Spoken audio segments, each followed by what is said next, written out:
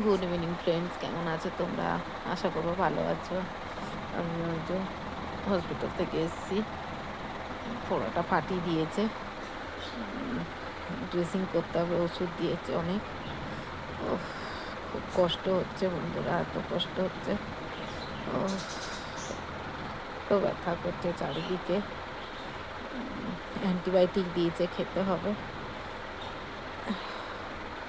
খুব কষ্ট হচ্ছে, এত কষ্ট হচ্ছে, মনে হচ্ছে যেন মরেই যাবো, আর বাঁচবো না। আমি একটুখানি সময়ের জন্য তোমাদের সামনে এলাম দেখাতে, যে দেখো আমার অবস্থা। আর এই কিছুক্ষণ আগে এসছি,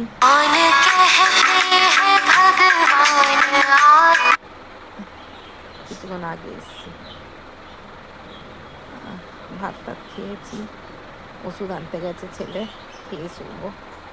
ঠান্ডা লাগছে, যে কম্বল গায়ে দিয়েছি, ঠান্ডা লাগছে। তো যাই হোক, এখন আর বেশি কথা বলতে পারছি না, মাথায় লাগছে।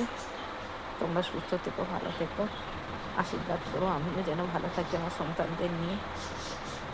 আর আর কি বলবো, এইভাবে তোমরা পাশে থেকো। এখনের মতন রাখছি, টাটা। কালকে সকালে ভালোভাবে কথা বলবো।